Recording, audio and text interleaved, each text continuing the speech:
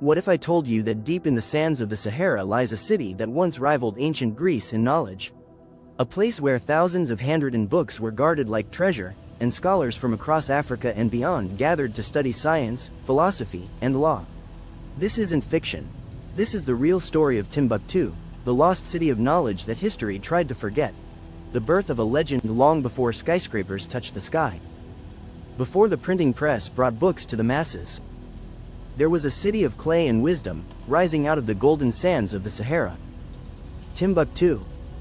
A name that today sounds almost mythical, but once, it was the beating heart of African scholarship and a sanctuary of knowledge unlike anything the world had seen.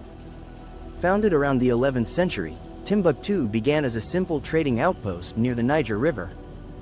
But its location was no accident. It sat at the crossroads of powerful trade routes, linking North Africa, the Middle East, and West Africa. Gold, salt, ivory, and ideas flowed freely. But what truly made Timbuktu rise wasn't just wealth, it was the hunger for knowledge. As caravans brought treasures from faraway lands, scholars brought something more valuable: words, philosophy, science, religion. And by the 13th century, under the mighty Mali Empire, Timbuktu transformed. It became not just a city, but a symbol. A place where learning was sacred. Where libraries rose like temples. And where education was open to men and women alike, centuries ahead of its time. This city held over 700,000 manuscripts, some over 1,000 years old, covering subjects like astronomy, medicine, mathematics, law, and poetry. In a world where Europe was still emerging from the Dark Ages, Timbuktu had universities. It had intellectuals. It had a vision of what a civilization built on knowledge could look like. But how did this desert jewel rise to global fame? And what forces would later bury it in silence? In the next part, we explore Timbuktu's golden age, when kings, scholars, and traders turned it into the intellectual capital of Africa. Don't miss it. The golden age of Timbuktu. By the 14th century, Timbuktu was no longer just a stop for traders. It was the crown jewel of the mighty Mali Empire. Under the rule of Emperor Mansa Musa, the wealthiest man to ever live, the city transformed into a center of enlightenment. He funded scholars, built mosques, and established the legendary Sankore University, a place that rivaled any institution in the world at that time. Sankore University wasn't just a building, it was an intellectual powerhouse. Over 25,000 students studied there at its peak, learning from handwritten books, discussing philosophy, science, law, and theology. And guess what? These books were so precious that they were more valuable than gold. In Timbuktu, knowledge was the real currency. Many of these manuscripts were written in Arabic, Fulani, Songhai, and other African languages. They covered a vast range of subjects: mathematics, medicine, astronomy, literature, even women's rights and education. Some works predated European discoveries by centuries. Timbuktu wasn't behind, it was ahead of its time. Timbuktu's libraries weren't massive buildings like modern ones. They were private family collections, passed down through generations.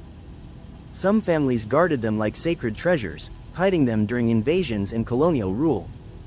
Even today, hidden in mud-brick homes, thousands of these ancient books survive, silent witnesses to Africa's intellectual glory.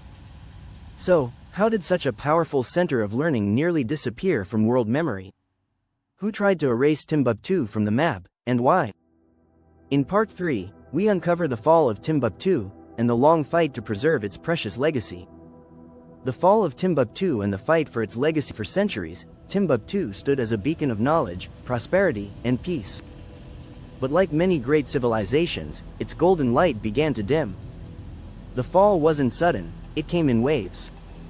Invasions, shifting trade routes, and colonial ambitions slowly choked the life out of this once glorious city. And with each blow, books were lost, libraries burned, and the world began to forget. The first major hit came in 1591, when Moroccan forces invaded and sacked Timbuktu. Scholars were exiled, libraries looted, and the city's independence vanished. Over the next few centuries, colonial powers ignored or distorted Africa's intellectual past. To them, Timbuktu was just a desert town, not a center of science or reason. But Timbuktu wasn't lost forever. Its people, the guardians of knowledge, refused to let the past die. Families hid manuscripts in walls, buried them beneath floors, and smuggled them through war zones. Even during modern conflicts in the 21st century, brave locals risked their lives to save these books from destruction. Today, organizations and scholars are racing against time to digitize and preserve what remains. Because these aren't just African treasures, they are human treasures. They tell a story the world almost forgot: that Africa was never a land without history. It was a land of libraries, scholars, and ideas that once lit the world. So the next time someone says Timbuktu, as if it's some far-off, forgotten place, remember, this city once held more books than most of Europe. Timbuktu today. The legacy lives on. Timbuktu may no longer be the capital of an empire, but its spirit, the pursuit of knowledge, culture, and resilience, still breathes through its streets. Today, amid the quiet desert winds, something extraordinary is happening: a global effort to revive the legacy of one of history's greatest cities of learning. Organizations like the Ahmed Baba Institute in Mali are working day and night to preserve, restore, and digitize thousands of ancient manuscripts. Using high-resolution scanners, climate-controlled storage, and cloud technology, Timbuktu's knowledge is no longer locked in the desert. It's being shared with the world, one page at a time. Local youth, historians, and archivists are leading the charge. They aren't just protecting books, they're reclaiming identity, rewriting history, and proving something powerful: that Africa's intellectual heritage wasn't lost. It was ignored, buried, but never broken. From Harvard to Berlin to Timbuktu, scholars now recognize these manuscripts as priceless links to global history. Not just African history, human history. They show how interconnected we truly are. That knowledge doesn't belong to one people, one nation, or one era. It belongs to all of us. Timbuktu was never lost, we just stopped looking. Its wisdom still echoes through every scroll, every word, every student who dares to ask, why?